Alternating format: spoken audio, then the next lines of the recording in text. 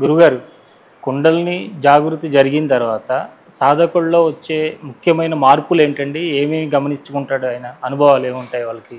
మొట్టమొదట సాధన కుండలిని సాధన చేసే వాళ్ళకు స్పర్శ ద్వారా తెలుస్తుంది. ఇప్పుడు కుండలిని మనకు ఒక్కో చక్రం దాటి సహస్రానికి వెళ్తుంది అంటే ఫస్ట్ వెన్నుపూసలో కదలికలు వస్తాయి.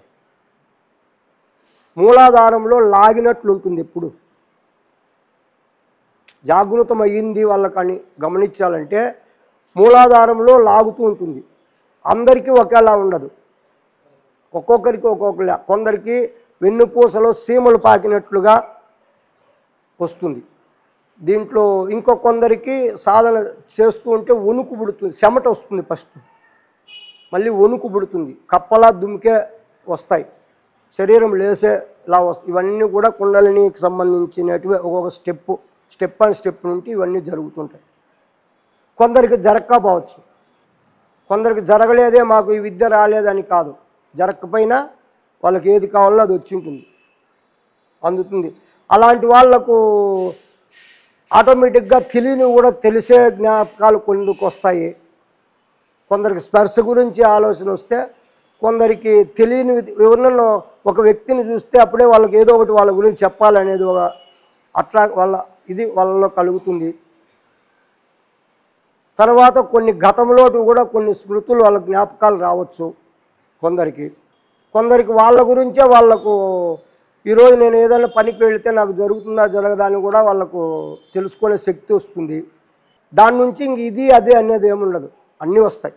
అన్ని రకాలు జరిగిందంటే వానికి ఆల్రెడీ కుండలిని శక్తి వానికి ఆల్రెడీ ఉంది, ఇప్పుడు ఉపయోగానికి వచ్చింది అని అర్థమైంది. ఇప్పుడు ఏమి తెలియని వానికి కూడా అన్నీ తెలుస్తాయి ఆ కుండలిని జాగృతమైతే. ఏమీ తెలియని వానికి కూడా అన్నీ తెలుస్తాయి. ఏ బుక్కు చదవకపోయినా ఆ నాలెడ్జ్ వానికి వస్తుంది. 10 మందిలో ఎలా మాట్లాడాలో తెలుస్తుంది, ఎలా గౌరవించుకోవాలో తెలుస్తుంది. అలాంటివన్నీ జరుగుతాయి. ఇంకొకటి ఏమంటే అనారోగ్య సమస్యలు రావు. మెయిన్ అనారోగ్య సమస్యలు ఎక్కువ రావు, వస్తాయి బంధువుల్లాగా వస్తాయి. మామూలు వాళ్ళకైతే భార్యలాగా వస్తాయి రోగాలు, అలా ఉంటుంది అన్నమాట. కాబట్టి సాధన చేస్తే శరీరం ఏమవుతుంది, మంత్రపిండం అవుతుంది. మంత్రపిండముకు రోగాలు రావు, తక్కువగా వస్తాయి, వెళ్ళిపోతాయి, బాధించవు, దీర్ఘకాలం బాధించవు. ఇది ఒక గుర్తు. తర్వాత ఆకలి దప్పులు కూడా కంట్రోల్ అవుతాయి. కుండలిని జాగృతమైన వాళ్ళకు ఆకలి దప్పులు కూడా కంట్రోల్ అవుతాయి. అది కూడాను కుండలిని జాగృతి అని ఒక తెలుసుకునేదానికి. అవన్నీ కూడా ఒక సూక్ష్మాలు, ఉదాహరణలు. అలాంటివి ఉన్నప్పుడు కుండలిని వీళ్ళలో యాక్టివేట్ అయింది. నిద్రలో ఉండే శక్తి వీళ్ళకు ఉపయోగానికి వచ్చింది ఇప్పుడు అని అర్థమవుతుంది. ఇంకా ఎక్కడో వాళ్ళు కూడా కనెక్ట్ అవుతారు, దూరం ఉండే వాళ్ళు కూడా కనెక్ట్ అవుతారు వాళ్ళకు ఏదో ఒక రూపకంగా. అలాంటివన్నీ కూడా జరుగుతాయి. కుండలినికి అంత పవర్ ఉందన్నమాట. కుండలిని సాధన మెయిన్ యోగం ఒక్కటే, కుండలిని యోగమే మెయిన్ అన్నిటికంటే. మన ఋషులంతా కూడా దాన్నే చెప్పారు, ఎక్కువ దాన్నే శ్వాసనే పట్టుకొని చేయండి అని చెప్పారు. శ్వాసను పట్టుకోకుండా పోతే మనకు త్వరగా వెళ్ళలేం. ఎలా వెళ్తాం? ఊరికే కూర్చుంటే ఎలా వెళ్తావు నువ్వు? లోపలికి అంతర్ముఖంగా ఎలా వెళ్తావు? కళ్ళు మూసుకొని కూర్చుంటాము, రోజుసేపు కూర్చుంటానే ఆలోచనలు వస్తాయి. లేదంటే ఇంతకుముందు చేసిన అప్పులు బాగా అవే జ్ఞాపకం వచ్చేది ప్రతి ఒక్కరికి, అప్పులే. లేదంటే నిద్ర వస్తుంది, అంతే కదా. మరి నిద్రపోయేది సాధన కాదు, ధ్యానమే కాదు.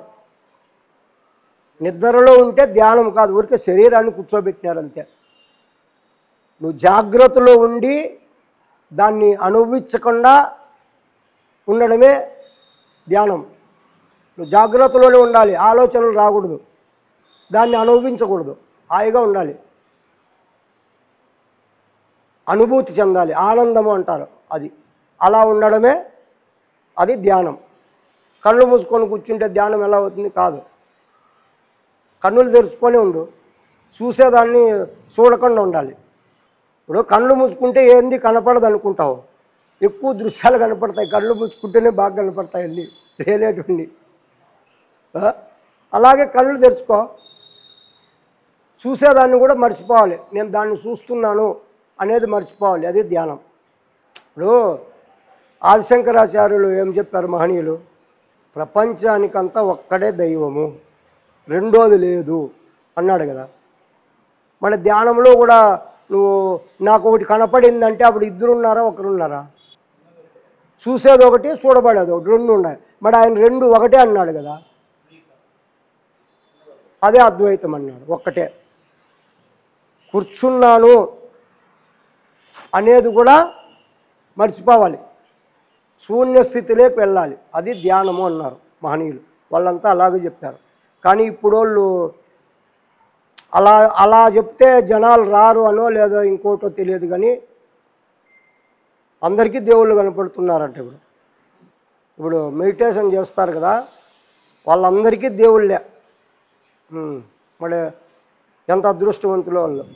మాకైతే ఆ దేవుడు కనపడలా, మా గురువుగారికి కూడా కనపడింది. ఆయన కూడా దేవుడు కనపడతాడని చెప్పలా. మరి వీళ్ళకి అందరూ కనపడినారు. అది ఎలా కనపడతారో నాకైతే ఎలా.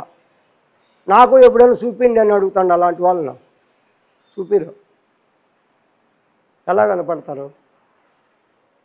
ఈ కుండల్ని జాగృతి జరిగిన తర్వాత వీళ్ళలో మార్పులు వస్తే మూలాధారంలో లాగినట్టు ఉంటుంది ఇవన్నీ చెప్తున్నారు కదండి. మరి అది నిత్యము వాళ్ళకి అలాగే ఉంటుందా, లేదంటే అది కాసేపు ఉండి ఆగిపోవడం అలా జరుగుతూ ఉంటాయా? కొందరికి చాలా రోజులు ఉంటుంది, కొందరికి చాలా రోజులు అది అలాగే ఉంటుంది. వాళ్ళ సాధన చేయకపోయినా కూడా అలాగే ఉంటుంది అది వైబ్రేషన్ కొందరిలో. అంటే మరి వాళ్ళు ఆ సమయంలో మరి బయట వాళ్ళ వ్యవహారాలు చక్కబెట్టుకోవాలంటే ఎట్లా? వాళ్ళకి ఇబ్బంది ఉంటుంది? ఏం ఇబ్బంది ఉండదు, ఇబ్బంది అయితే ఉండదు. ఇంకా చాకచక్యంగా చేస్తారు వాళ్ళు అలాంటి వాళ్ళు. అన్నిట్లోనూ ముందే ఉంటారు. ఆ శక్తి అలా వాళ్ళను ప్రేరేపిస్తుంది అన్నమాట. దాని నుండి ఇబ్బంది అనేది అయితే ఏది ఉండదు.